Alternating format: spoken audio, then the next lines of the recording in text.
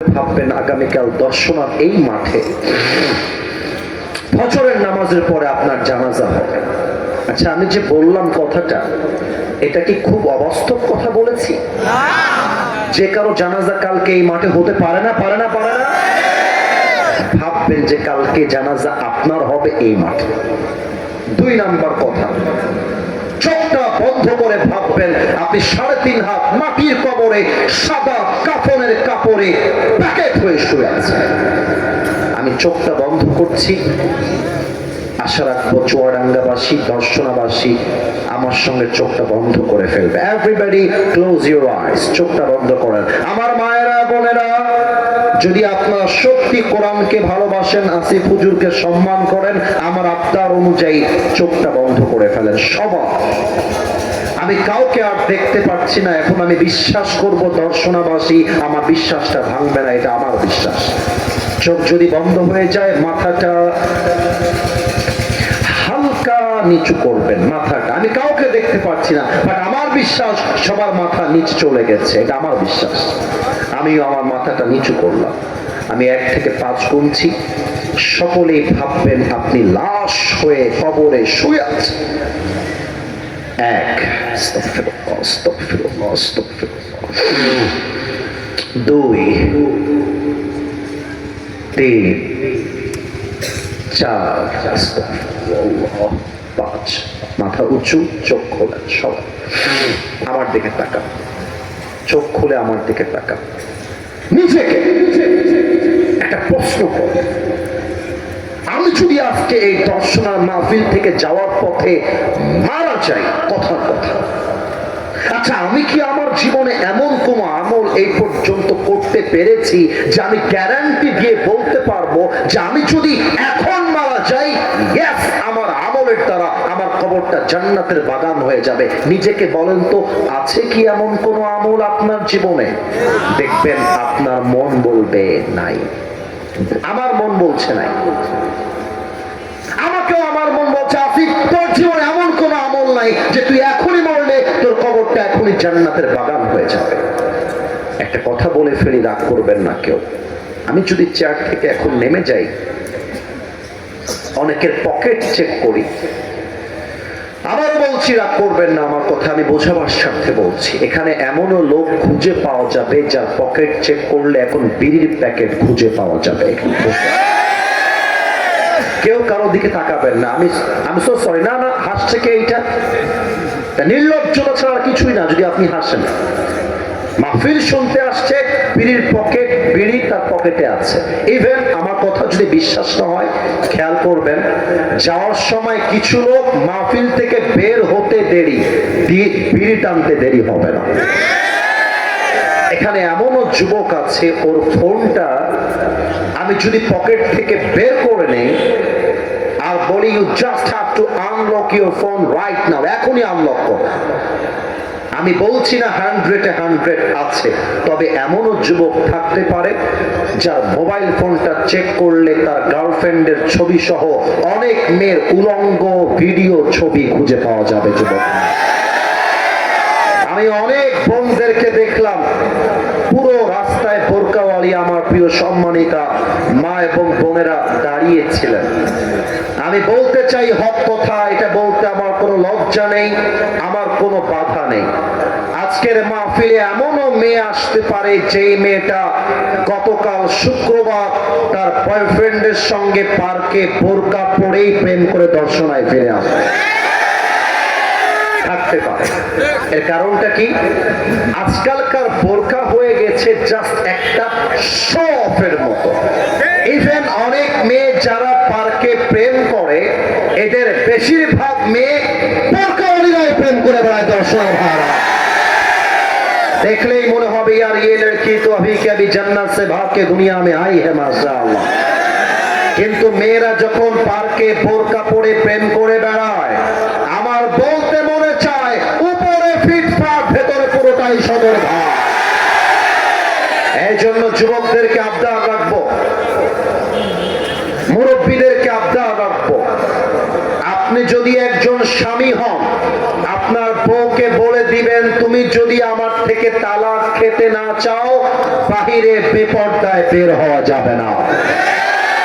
আরে আমি যদি আমার মেয়েকে বলতে পারি তুমি আমার বাড়ি থেকে বেপরদায় বের হলে তোমাকে আমি ত্যায্য করে দিব, আমার মেয়ের চুল পরিমাণ ক্ষমতা নাই বাহিরে বেপরদা ছাড়া বের হবে। যুবক আজকালকার বেশিরভাগ মেয়েদের চরিত্র খারাপ হয়েছে, তার পেছনে সর্বপ্রথম তার মায়েরাই দায়ী। এই তোমরা বলো আমি কি কথা ভুল বললাম না ঠিক না? আমি যদি আমার মেয়ের মা হয়ে বলতে পারি যে মা তুই বিয়ে করবি চরিত্রবান ছেলেকে, আমার মেয়ে কখনো গাঞ্জাখোর পছন্দ করতে পারবে না। আমি যদি বলি আমার মেয়েকে তোমাকে বিয়ে করতে হবে দিনদার ছেলেকে, আমার মেয়ে টাকাওয়ালা টাকলার পেছনে আইন ধরবে না। যুবক এখানে এমন লোক থাকতে পারেন যিনি আজকে শনিবার ফজর থেকে নিয়ে এশা পর্যন্ত স্টিল at this moment এশা পর্যন্ত এক ওয়াক্ত নামাজও পড়ে না, এখানেই বসে আছে, এখানেই থাকতে পারে না। এটা ঠিক বলতে হবে না, না লজ্জা দিয়েন না কেউ কাউকে। আমি কাউকে হাত দেখিয়ে বলি নাই যে ইনি এই লোকটা, আমি বলেছি থাকতে পারে। এবার সবাই আমার দুইটা আঙ্গুলের দিকে তাকান, কাউকে হাত তুলতে হবে না। বলেন তো এখানে একটা আঙ্গুল না দুইটা আঙ্গুল? ভাই আমাকে একটু দেখে বলেন সবাই, একটা না দুইটা? দুইটা। ওইটা মনে হয় ওই মা বোনদের। আচ্ছা ওই ভাইজান আপনার যদি কাজ না থাকে ক্যামেরা হটায় ফেলেন তো ভাই, কাউকে ডিস্টার্ব দিয়েন না, কাউকে ডিস্টার্ব দিয়েন না। আর যদি বারবার উঠতে হয় ক্যামেরা দরকার নাই। আরে মা বোনদের আমাকে দেখা জরুরি নয়, আমার কথাটা বোঝা জরুরি। যুবক আমি যদি আরেকবার দেখি আপনি দাঁড়িয়েছেন আপনার ক্যামেরা কিন্তু আমি হটাই দিব ভাইজান। আমি আমার যুবকরা কষ্ট হবে এটা আমি সহ্য করতে পারবো না। একদম সোজা কথা ভাই, একদম সোজা কথা। তাকবীর দেন, নারে তাকবীর। আল্লাহ রাব্বুল আলামিন প্রত্যেকটা মানুষের জন্য মৃত্যুকে দুইটা ভাগ করে দিয়েছেন। এক হলো নামাজি বান্দার মরণ, আর দুই হলো বেনামাজি বান্দার মরণ। আমি কয়েকটা হাদিস বলবো এই মুহূর্তে, এক একটা হাদিস শেষ হবে আপনারা চিৎকার করে সুবহানাল্লাহ পড়বেন। কাশিদার একটা আরে গলা ঠিক করে না। নামাজি বান্দার সামনে যখন মালাকুল মওত আসবে তার চামড়ার রং হবে ধবধবে সাদা ফর্সা চেহারা। না চুয়াডাঙ্গাবাসী আসলে মরা গো, আরেকবার পড়েন সুবহানাল্লাহ। এবার যেন আমাকে আর আবদার করতে না হয়, নিজেরাই তালে তালে সুবহানাল্লাহ পড়তে থাকবেন। আল্লাহর হাবিব বলেছেন নামাজি বান্দার সামনে যখন মালাকুল মওত আসবে তার দেহে থাকবে ধবধবে সাদা একটা লম্বা জুব্বা। নামাজি বান্দার সামনে যখন মালাকুল মওত আসবে তার মুখে থাকবে লম্বা লম্বা কালো কালো চাপদাড়ি। নামাজি বান্দার সামনে যখন মালাকুল মওত আসবে তার চেহারার দিকে যখন নামাজি বান্দা তাকাবে মনে হবে তার চেহারা দিয়ে পূর্ণিমার চাঁদের মতো আলো বের হচ্ছে। এবার একটু তাকান তো, এটা আমার হাতে টিস্যু দেখা যায়? ওই কথা না করলে বুঝি কেমন দেখা যায় না? দেখা যায়? একটু উত্তর দেন তো, এটা কি আমার হাতে গোল না চারকোনা? Right answer, right answer. আরেকবার, গোল না চারকোনা? এবার যে হাদিসটা বলছি এটা বোঝার জন্য আমার চেহারা দেখলে হবে না, এই টিস্যুটা জাস্ট কয়েকটা সেকেন্ড দেখেন। কাফাম মিন নাকফানিল জান্নাহ ওয়া হানুত মিন হানুতিল জান্নাহ। নামাজি বান্দার রূহকে জান্নাত পর্যন্ত নেওয়ার জন্য আল্লাহ তাআলা ফেরেশতার মাধ্যমে জান্নাত থেকে দুনিয়াতে একটা স্পেশাল রেশমি রুমালের চাদর জান্নাত থেকে হাদিয়া হিসেবে পাঠায় দেবে। এই মৃত্যুটা আমরা চাই না? এত আস্তে বললে তো মনটা খারাপ হয়ে যাবে। আমি যদি একটা কথা বলে ফেলি রাগ করবেন না তো আপনারা? এইদিকে আওয়াজ পাইলাম, রাগটা করবেন না তো? বলার জন্য অনুমতি আছে তো সবার? আমি যখন এই পিচ্ছি, একদম পিচ্ছি, আমার আব্বা আমাকে ধরে নিয়ে গিয়ে মক্তবে ভর্তি করে দিয়েছে, একদম পিচ্ছি। আমি হাফেজ হয়েছি প্রায় 14 থেকে 15 বছর হবে আমার হাফেজ হওয়ার বয়স। আমরা এই ছোট্টবেলার থেকে আলহামদুলিল্লাহ নামাজটা শুধু পড়ি তা না, আমরা তাহাজ্জুদটাও পড়েছি। কারণ কি, হেফজোখানায় যারা পড়ে এদের জন্য 5 ওয়াক্ত নামাজ পড়লেই হয় না, তাহাজ্জুদটাও পড়তে হয়। তো আমি যখন মাঝে মাঝে ভাবি আমার আব্বা যদি আমাকে আজকে মাদ্রাসায় না পড়াতেন, আমি হয়তো বা কোনো নায়ক গায়ক হতাম, হুজুর হতে পারতাম না। ঠিক না বলে? নামাজি বান্দার মরণ হবে বড্ড সুন্দর মরণ। এবার আসেন 2 নাম্বার, বেনামাজি বান্দার মরণ। এটা যে কত ভয়ঙ্কর হবে, আমি হাদিসগুলো যখন মাঝে মাঝে বলি আমার হাতের দিকে একটু খেয়াল রাখবেন। আমি নিজে দেখেছি আমার গায়ের লোমগুলো দাঁড়িয়ে যায়, হাদিসগুলো এতটা ভয়ঙ্কর হাদিস। একটা হাদিস বলবো, আপনারা আগে বলেছেন সুবহানাল্লাহ, এখন সকলে বলবেন নাউজুবিল্লাহ। আগেই বলেন একবার নাউজুবিল্লাহ। এই পিচ্ছি, এই বসা করে ফাউল ছেলে কোথাকার, বারবার এই দাম দাম করতেছে না। খবরদার, পিচ্ছিরা আমাদের মাহফিলের সৌন্দর্য, কিন্তু ওরা ওঠা বসা করলে ধমক দেওয়া ছাড়া কোনো গতি নেই। যুবক ভাই আছে কিনা বলে? চুপচাপ ওখানে বসে থাকবা দোয়া পর্যন্ত। মালাকুল মউত যখন নামাজি বান্দার সামনে এসে দাঁড়িয়ে যাবে, চশমাটা সেকেন্ড টাইমের জন্য খুললাম, এই পুরো চোখটা হবে টকটকে লাল। নাউজুবিল্লাহ বলবেন না? গায়ের চামড়া রং হবে ভয়ঙ্কর রূপে নীলাভ বর্ণের দেহ। নাউজুবিল্লাহ। মালাকুল মউতের পা থাকবে জমিনে, মাথা থাকবে আকাশ বরাবর বিশাল। মালাকুল মউতের চেহারা দেখার সাথে সাথে হাদিসে আসছে বেনামাজি যে মুরব্বী হবে, বেনামাজি যে যুবক হবে, বেনামাজি যে মা হবে, পুরো দেহটা থরথর করে কাঁপতে থাকবে। এবার আসেন আমরা মূলে চলে যাই। এবার আর নাউজুবিল্লাহ বলতে হবে না। আমার মাইকটা একটু হটাচ্ছি। আমার বাম হাত কি দেখা যায়? একটু জোরে বলি ভালো হয় ভাই, দেখা যায়? আমার বাম হাতটা কেউ মিস করবেন না।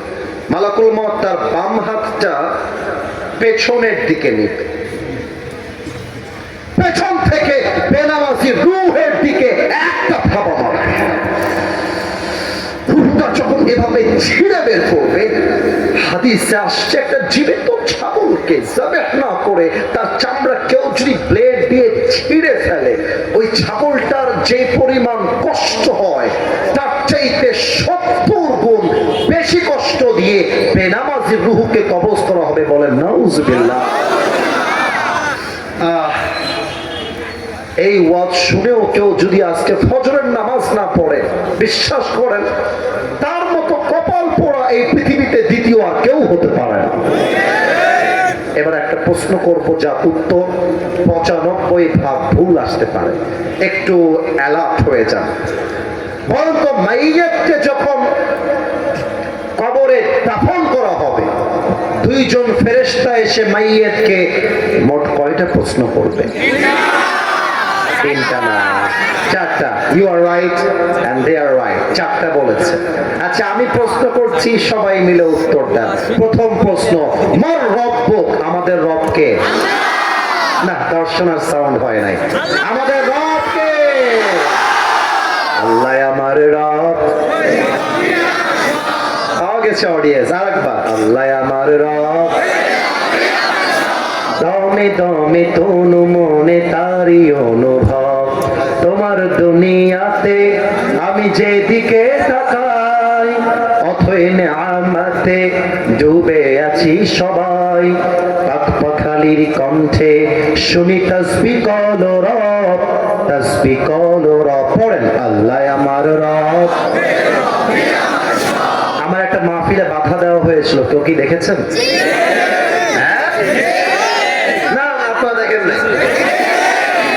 এলাকার লোকও দেখেছে।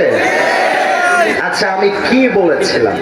আমি বলেছিলাম সার্বভৌমত্বের মালিক আল্লাহ, এবং সেই আল্লাহ একটা কিতাব দিয়েছেন, কিতাবটার নাম হলো আল কোরআন। আমি বলেছিলাম বাংলাদেশে যারা বিএনপি করে তারাও মুসলমান, জামাত যারা করে তারাও মুসলমান, আওয়ামী লীগ যারা ছিল তারাও মুসলমান, এনসিপিও মুসলমান। ইভেন বাংলাদেশের 91% মানুষ হচ্ছে মুসলমান ঘরের সন্তান। আমি বলেছিলাম যদি আমরা আল্লাহর বান্দা হই, আমাদের কিতাবটা আল কোরআন হয়, তাহলে আগামী পার্লামেন্ট চলবে মানুষের বানানো আইন দিয়ে নয়, আগামী পার্লামেন্ট চলবে ব্রিটিশ কোন আইন দিয়ে নয়, আগামী পার্লামেন্ট চলবে গণতান্ত্রিক আইন দিয়ে নয়, আর আগামী পার্লামেন্ট চলবে আল্লাহর কোরআনের সংবিধান দিয়ে।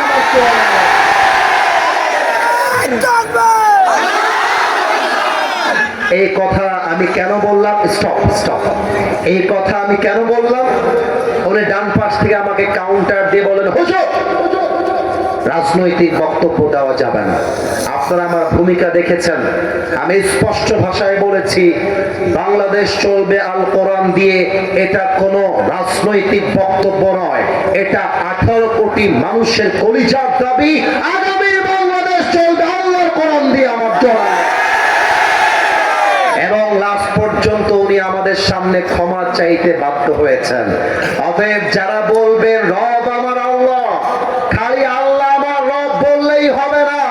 এই জমিনটা যেহেতু আল্লাহ, আইন চলবে আল্লাহর আইন, মানুষের বানানো আইন না। এবার আমার দিকে তাকান তো, এইটা আমার মুখে কি ধরে ফেলেছে? আমাকে দাড়িতে একটু সম্মানের ব্যাপার আছে এখানে। হ্যাঁ, আমাকে দাড়িতে কি আনস্মার্ট লাগতেছে? আমার ভাইজানের দাড়ি আছে, আমার আব্বা জানের আছে, আমার আব্বা জানেরও আছে। আমি বলতে বাধ্য হচ্ছি, কিছু মেয়েদের দাড়িওয়ালা দেখলে গায়ের মধ্যে চুলকানি শুরু হয়। আমি অবাক হয়ে যাই, একটা ছেলে বিয়ের জন্য পাত্রী দেখতে গেছে মেয়ের বাড়িতে। হ্যাঁ না, বলা যাবে না, রাগ করবে না।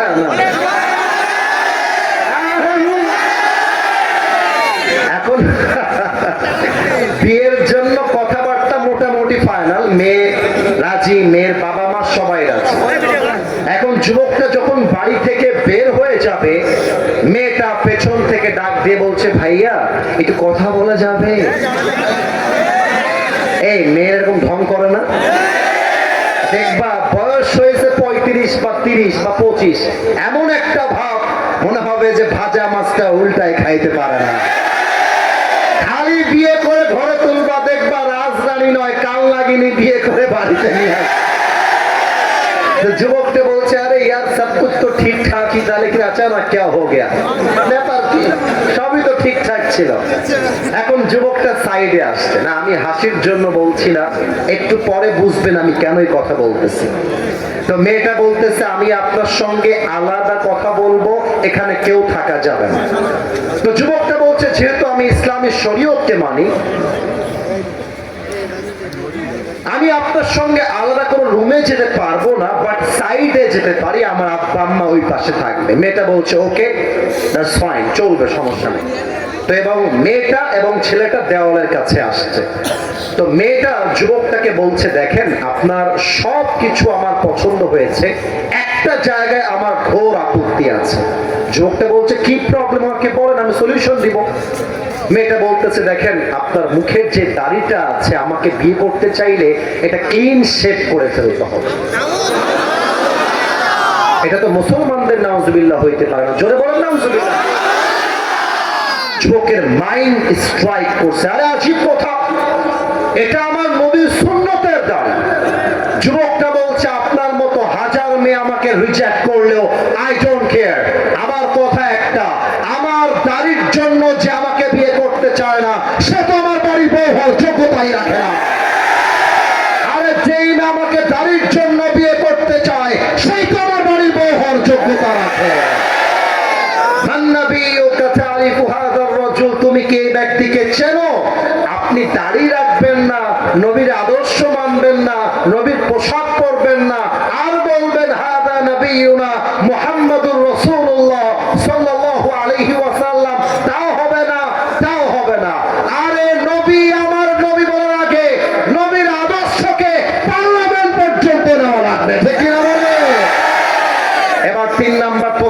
বলছি, বুকের পাটা ফুলিয়ে উত্তর দিবেন।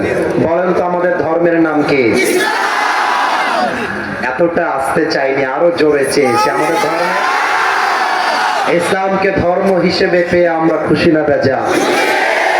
আচ্ছা, ইসলাম ধর্ম মানলে কি অশান্তি হয় না শান্তি হয়?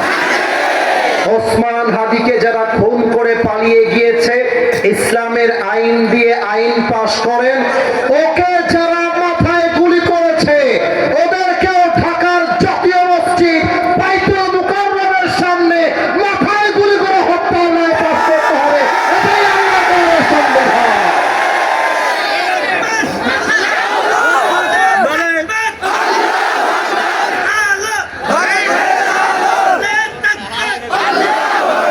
এই তাকবীরে হবে না, আমি তাকবীর দিব নতুন ভাবে। দেওয়া যাবে? নতুন মানে নতুন স্লোগান, যেটা মাহফিল কখনো আপনারা শোনেন নাই। কিন্তু পারমিশন আছে? এখানে কোনো বামপন্থী নাই তো? ভারতপন্থী নাই তো? আরে আমার কথা একটা, কেউ যদি বাধা দেয় তাফসীর মাহফিলে, এটা 5 আগস্টের আগের বাংলাদেশ নয়, এটা পরের বাংলাদেশ। ওর পিঠের চামড়া একটাও থাকবে না।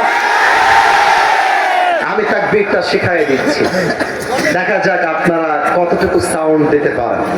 আমি বলবো নারায়ে তাকবীর, আপনারা বলবেন আল্লাহু আকবার। আমি বলবো দিল্লি না ঢাকা, আপনারা বলবেন ঢাকা ঢাকা। আমি বলবো গোলামি না আজাদি, আপনারা বলবেন আজাদি আজাদি। আমি বলবো আপোষ না সংগ্রাম, আপনারা বলবেন সংগ্রাম সংগ্রাম। আমি বলবো ক্ষমতা না জনতা, আপনারা বলবেন জনতা জনতা। আরো বাকি আছে, শিখাই দেই, মাথায় রাখেন, স্লোগান দেওয়ার টাইমে কাজে আসবে, এখন একটু মুখস্থ করে নেন। আমি বলবো ইনকিলাব ইনকিলাব, আপনারা বলবেন জিন্দাবাদ জিন্দাবাদ। আমি বলবো জিন্দাবাদ জিন্দাবাদ, আপনারা বলবেন ইনকিলাব ইনকিলাব। আমি বলবো কথায় কথায় বাংলা চাই, আপনারা বলবেন বাংলা কি তোর বাপ দাদা। আমি বলবো বাংলা কি তোর বাপ দাদার, আপনারা বলবেন কথায় কথায়। আমি বলবো দিয়েছি তো রক্ত, আমি বলবো রক্তের বন্যায়, আপনারা বলবেন ভেসে যাবে। আমি বলবো লিল্লাহি তাকবীর। চাষিরা সবাই মিলে আচ্ছা, একটা ঘোষণা দিয়ে দেই, আপনারা যদি এই তাকবীরটা সিংহের গর্জনে দিতে পারেন, আগামীকাল দেখবেন পুরো দেশে এটা আলোড়ন তৈরি করেছে। আর যদি মরার মতো দেন মরা, আমি মিডিয়াদেরকে বলবো খবরদার, মান সম্মান রাখতে চাইলে এই ভিডিও তোমরা আপলোড দিও না। কিন্তু আমার বিশ্বাস, এটা আমার বিভাগ, এটা আমার মাটি। আর কথা বলবেন বাতিলের মস্তককে বেলপে চোরাঙ্গার ভাড়া দেন একটা কাশি।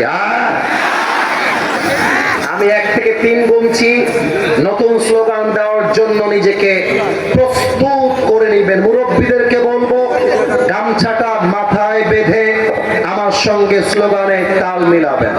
1 2, আচ্ছা দেন না একটা কাশি। 3, নারায়ে তাকবীর।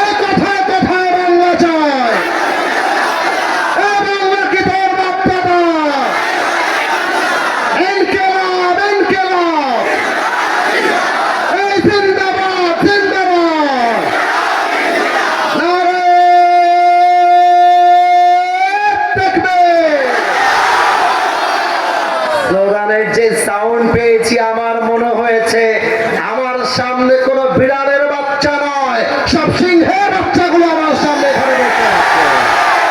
আল্লাহ তুমি এই স্লোগানকে কবুল করো, পড়েন সবাই আমিন।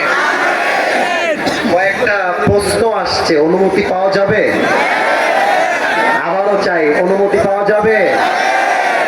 আচ্ছা, আমি আগেই একটা কথা বলে দেই, এখানে বাবা অনেক কম এসেছেন, তবুও যারা এসেছেন, এবং মা অনেক কম এসেছেন, তবুও যারা এসেছেন, আপনার ছেলেকে আর দেরি কইরেন না, বিয়েটা দিয়ে দেন। আমি আমার ওয়াজে বলেছিলাম, শীতকালে যার বউ নাই তার বাড়িতে কিছু না। আরে শীতকালে আমার কম্বল দিয়ে শীত দূর হবে না, রাত দিয়ে শীত দূর হবে না। আরে শীত দূর করতে আমার বাড়িতে আমার বউয়ের দরকার। এবারে সংগ্রাম, বিয়ের সংগ্রাম, এবারে সংগ্রাম চরিত্র রক্ষার সংগ্রাম, এবারে সংগ্রাম গার্লফ্রেন্ডকে বাদ দিয়ে বউ ধরার সংগ্রাম। আল্লাহ তুমি যুবকদেরকে নেককার দিনদার সুন্দরী বউ দিয়ে দাও। এই যে আমিন কয় না, ওই শালা বউ পাবে না। বলেন মিয়া জোরে সরে আমি। আচ্ছা ঠিক আছে, একটা প্রশ্ন খুলে ফেলেছি, দ্বিতীয় প্রশ্নটাও একটু খোলা ট্রাই করি। আর হ্যাঁ, এখন যদি কেউ উঠে যায়, আমার চোখে পড়ে যায়, আমি কিন্তু সঙ্গে সঙ্গে দোয়া দিব। আমার 1 ঘন্টার ওয়াদা, the time is already done.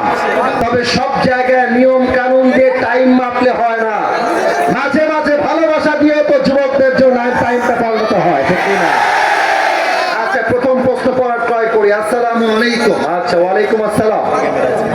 প্রাণ প্রিয় ভালোবাসার হুজুর, আশা করি ভালো আছেন, কিন্তু আমি ভালো নেই। কে রে? আচ্ছা, আপনি বলে থাকেন যাকে ভালোবাসো তাকে বিয়ে করো। আমি নাউজুবিল্লাহ, এটা একটা এটা একটা মেয়ের পাঠানো চিঠি। হ্যাঁ, না না, এটা এটা এখানে মিডিয়া আছে না ভাইজান, বলেন। সে একটা প্রপোজাল মূলক কথা লিখেছে, এটা মিডিয়াতে যাওয়া যাবে না। আমাদের দর্শনের একটা সুনাম আছে, আমরা চাই না এই সুনামটা নষ্ট হয়ে যাক, ঠিক না? প্রিয় বোন, আমার পেছনে লাইন দিয়ে লাভ নাই, আপনি অন্যদিকে যান। আল্লাহ আপনাকে দিনদার নেককার স্বামী দান করুক। পড়েন সবাই আমিন। হুজুর, আমি আমার জীবনে 9টা মেয়েকে বাড়ি থেকে পালিয়ে নিয়ে এসে বন্ধুদের সাথে বিয়ে দিয়েছি, কারণ তাদের মধ্যে হারাম সম্পর্ক ছিল এবং তাদের পরিবারের কেউ তাদেরকে বিয়ে দিতে রাজি ছিল না। মেয়েগুলোর অন্য জায়গায় বিয়ে দিচ্ছিল, এই জন্য পালিয়ে নিয়ে এসে বন্ধুদের সাথে বিয়ে দিয়েছি। এতে কি আমি পাপ করে ফেলেছি? এটা আমার না। আচ্ছা, রাগ করবো না, এটা আপনাদেরকে কে দিয়েছে? যুবকরা দিয়েছে এটা? আচ্ছা, যুবকরা দিয়েছে। মহান ব্যক্তি মনে হয় এখানে উপস্থিত রয়েছে।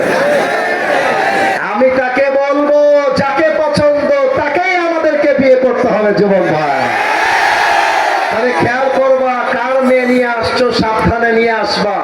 ভুলে ভালে ভিন্ন মেয়ে তুলতে গেলে কিন্তু তোমার পেটের চামড়া একটাও থাকবে না। তবে আমার যেটা মনে হয়, পালিয়ে বিয়ে করাটাকে আমি সাপোর্ট করি না, ইসলামও সাপোর্ট করে না। তবে যারা পালিয়ে বিয়ে করে, এরা সাথে সাথে পালিয়ে বিয়ে করে না, আরে দেয়ালে পিঠ থেকে মানুষ পালিয়ে বিয়ে করতে বাধ্য হয়। আমার তো মনে হয়, যুবকের বাপ যদি যুবককে রাইট টাইমে বিয়ে দিয়ে দেয়, আরে পালিয়ে বিয়ে করবে কেন? ধুমধাম করে সবার সামনে বিয়ে হবে। এখন দেখা যায় যুবকটা বিয়ে করতে চায়, বাপ বলে তুই তোর নিজের পায়ে দাঁড়িয়ে তারপরে বিয়ে করবি। মেয়েটা বিয়ে করতে চায়, বাপ মা বলে তোর বয়স এখনো 18 হয় নাই।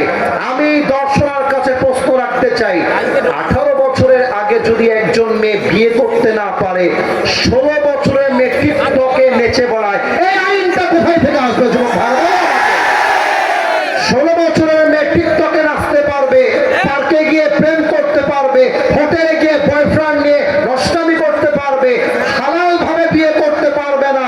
এটা প্রমাণ হয়ে যাচ্ছে।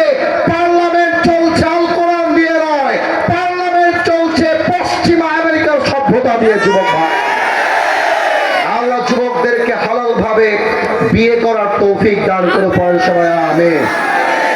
এখানে যুবকদের প্রায় প্রশ্ন সেম। অনেকে বিয়ে করতে চায়, আব্বা আম্মা বিয়ে দিতে চায় না। আমার কথা, লাস্ট কথা বলে দোয়া করে দিব, একটু সবাই সবাই দুই হাত তোলেন, সবাই সবাই, কেউ যেন বাদ না যায়। সবাই একটা কাশি দেন। আমি যা যা বলতে বলবো সবাইকে তাই তাই বলতে হবে, হাত নামানো যাবে না।